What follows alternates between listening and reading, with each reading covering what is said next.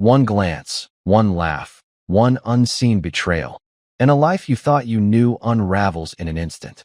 This story explores the fragile line between trust and deception, and the quiet moments that reveal everything you never wanted to see. Hey friend, please subscribe. 1 second for you. Big deal for me. She didn't see me standing in the hallway. Everyone else was laughing. Music was loud, lights were low, and the kitchen smelled like gin, smoke, and something burning in the oven. But I stood there, just outside the edge of the room, one shoulder behind a bookshelf, holding a paper plate I had no intention of eating from, and I watched her. She was laughing too hard. That was the first red flag. Not the kind of laugh you give when someone's funny, the kind you give when you want someone to think they are. Her hand was on his arm. Her body leaned in at a 45-degree angle.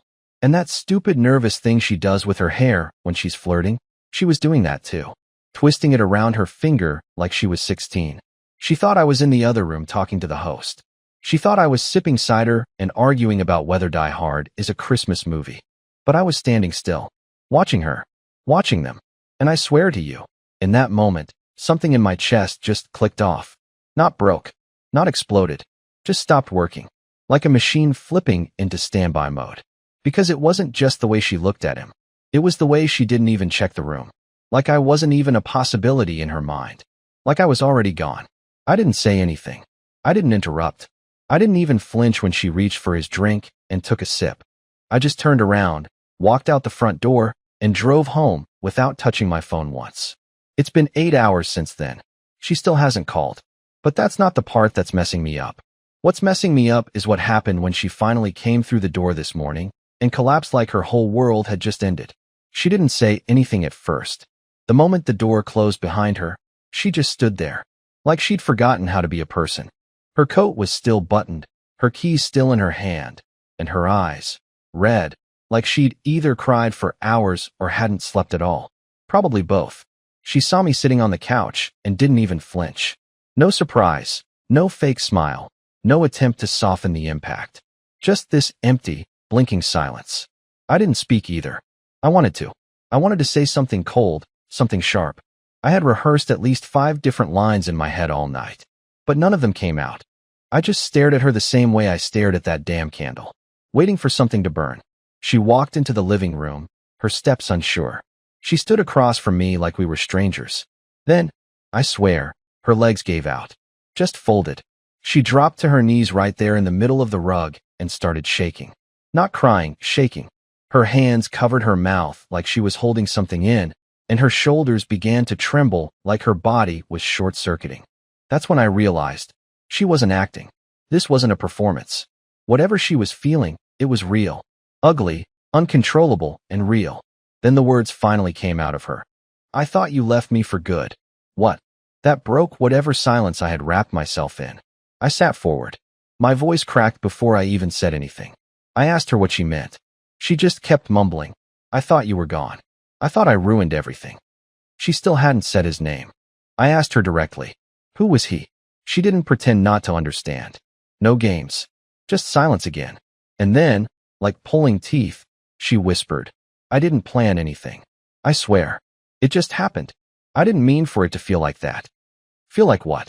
That line hit harder than anything else. Not it meant nothing. Not it was a mistake. She used the word feel. Like there were emotions involved. Like something had woken up in her that I hadn't touched in years. And I realized, in that moment, that I hadn't lost her to a mistake. I'd lost her to a feeling.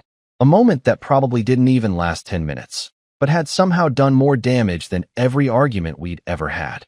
I asked her again, more forcefully, who was he? And that's when she looked up, eyes glassy, face pale, and whispered a name I didn't recognize. But that wasn't the worst part. The worst part came next, when she said, he didn't know I was married. And everything inside me twisted into something dark, because it meant she hadn't just betrayed me. She had erased me. I didn't react the way I thought I would. No shouting, no flipping furniture, no dramatic exits. Just this eerie stillness inside me, like my brain was trying to process a different language.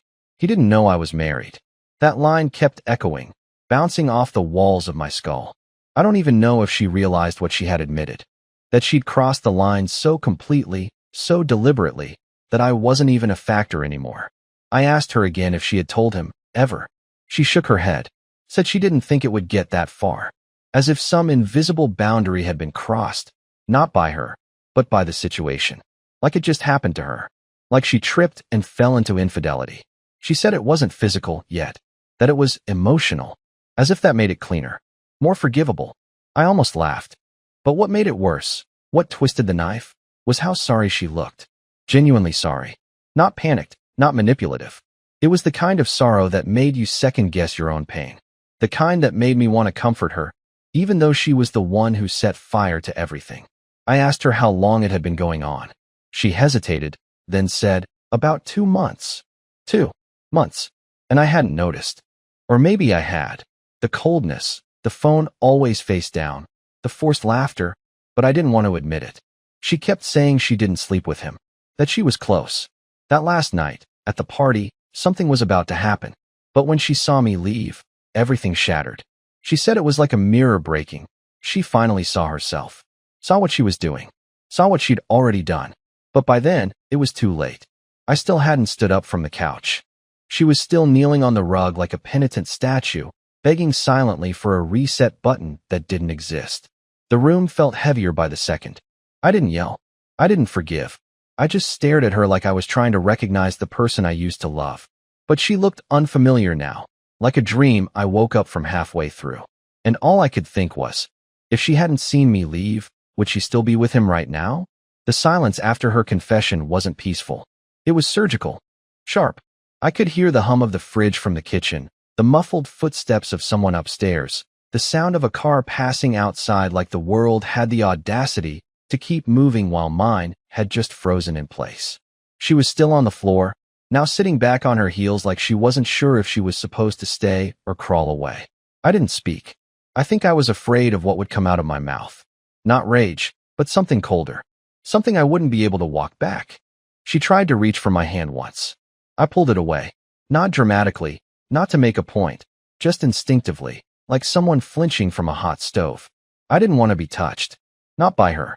Not now. Maybe not ever again. And yet, part of me still wanted her to fight for it. Some twisted part of me was hoping she'd scream, beg, sob, collapse. Anything that showed she still wanted to fix it. But she didn't. She just sat there and stared at the floor like she was already living in the aftermath. Later, she said she'd sleep on the couch. I didn't argue. She grabbed a blanket from the hallway closet and wrapped herself in it like a ghost, lying on the edge of the cushions like someone trying not to take up space. I went into the bedroom and shut the door behind me, but I didn't sleep. I just stared at the ceiling, eyes burning, trying to convince myself that this wasn't some elaborate nightmare. That it wasn't still last night. That I wasn't going to wake up in 20 minutes and hear her humming in the kitchen while making coffee, unaware that everything was about to break. But I did hear her, around 3 a.m., when she got up and walked around the apartment. No lights, just the soft creaking of the floorboards and the occasional whisper of her breath. Maybe she was checking to see if I was asleep. Maybe she was just pacing like I used to do in college when I couldn't figure out who I was supposed to be. I didn't move. Didn't give her the satisfaction of knowing I was awake. I didn't want her to think she could reach me.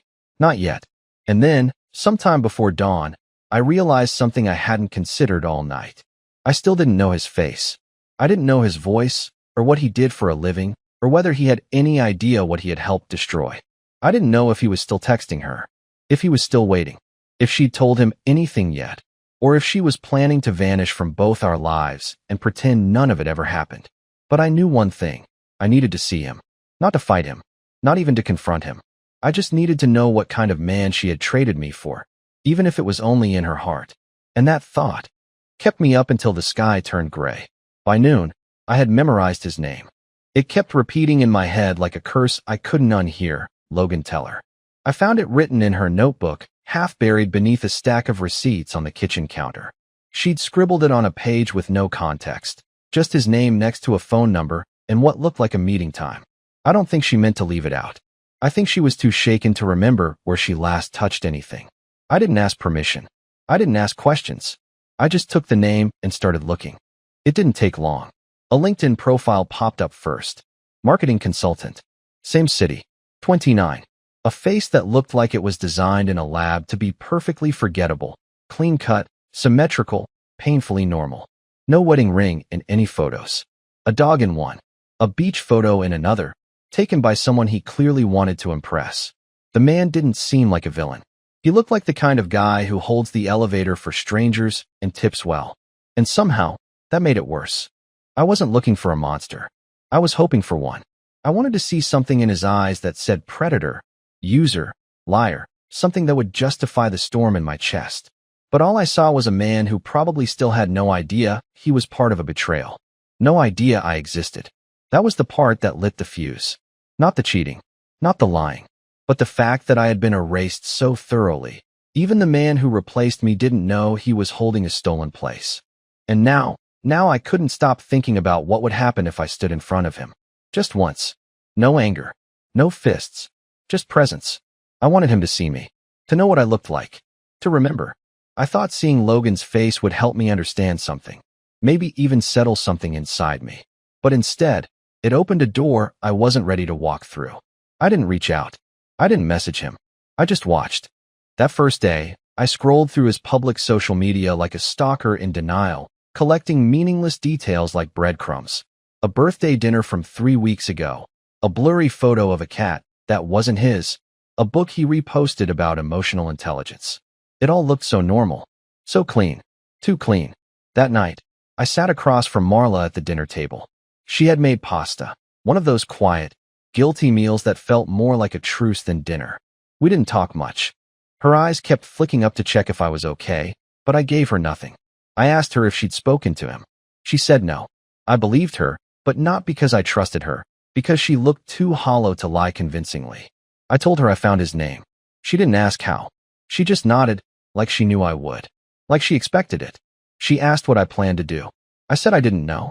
She said she was sorry, again, and I nodded, again, because I was tired of hearing it. Sorry doesn't stitch up a wound. It just tells you someone else knows you're bleeding. Later that week, I followed Logan. It wasn't hard. He posted about working from a cafe downtown, a place I knew well. I showed up the next day around the same time. Sat at the far corner with a black coffee I barely touched, my eyes behind a book I wasn't reading. And there he was, right on time, in a gray jacket and headphones, tapping away at his laptop like he had nothing to hide. Because he didn't. He really didn't know. I watched him laugh with the barista, thank her twice, and leave a $5 tip. He held the door open for a woman with a stroller. He helped an old man pick up a dropped glove. He was decent, which only made everything worse. He wasn't the villain. He was the unknowing ghost haunting my marriage. And somehow, I was starting to feel like the intruder. When I got home that evening, Marla was asleep on the couch again. Or pretending to be. I watched her chest rise and fall in rhythm. Peaceful. Untouched. As if all the chaos lived only in my half of the house. I wondered if she dreamed about him. If his name lived somewhere in her subconscious now, stitched quietly into her comfort. I stood over her for a long time. Not doing anything. Not thinking anything. Just existing in the same room, unseen. And it hit me then. I hadn't lost her to love, or passion, or even to another man. I had lost her to the version of herself she thought she could be without me. I told myself I just wanted to see him again. That was the lie I needed to keep going. That I was simply observing. That it was harmless. That knowing more would somehow help me move on. But when I saw Logan again, 2 days later, outside that same cafe, I didn't stay across the room this time. I walked right in. He didn't recognize me, of course.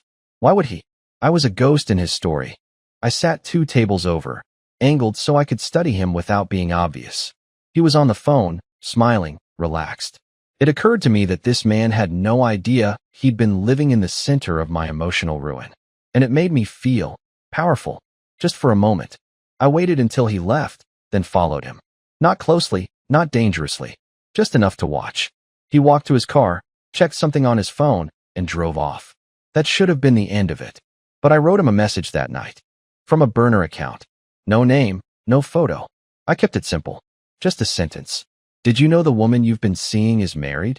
I stared at the message for nearly an hour before hitting send. My hands were shaking. Not from fear, from adrenaline. From the twisted hope that I might finally hear something honest. I didn't expect a reply. Not right away. But I kept checking every few minutes. like a kid waiting for fireworks after striking a match. He replied 4 hours later. Who is this? That was it. Nothing else. But it was enough to prove one thing. She still hadn't told him. I didn't reply to Logan's message. I had stared at his words for so long the screen began to blur, my reflection hovering just above the letters like some ghost trying to climb out. But in the end, I didn't type another thing. I closed the tab, deleted the account, and sat there in the dark with the strangest feeling. Not anger, not triumph. Just emptiness. Marla and I talked the next morning. For real, this time. No blame, no screaming. Just the kind of conversation people only have when there's nothing left to protect. She told me everything. How small she'd started to feel in our marriage. How lonely. How invisible. How Logan had shown up at the right time with the right kind of attention and made her feel like someone new. She cried when she told me it wasn't really about him, but about who she thought she was becoming without me. And for the first time in weeks, I told her the truth, too. About how I'd been disappearing before she ever did. How I'd been sleepwalking through the routines. Avoiding conflict. Avoiding emotion. Pretending everything was fine because fine is easier than real. We didn't magically fix anything that day, but we decided something neither of us expected, to start over. From scratch. No pretending. No perfect ending. Just two people who had burned their house down and were standing in the ashes, asking if there was enough left to build something new. We started therapy the next week. It wasn't easy. It still isn't. There are moments where I still flinch at the sound of her phone buzzing. Days when she sees Logan's name in her mind like a bruise that hasn't faded yet. But we're learning to look each other in the eye again. To stop punishing and start listening. To hold space for the ugly parts and not look away. Sometimes, the worst thing that happens to you is the thing that breaks everything false and gives you a chance to build something real. We still have the candle. It actually stays lit now. Please like the video and share your thoughts in the comments. I read them all.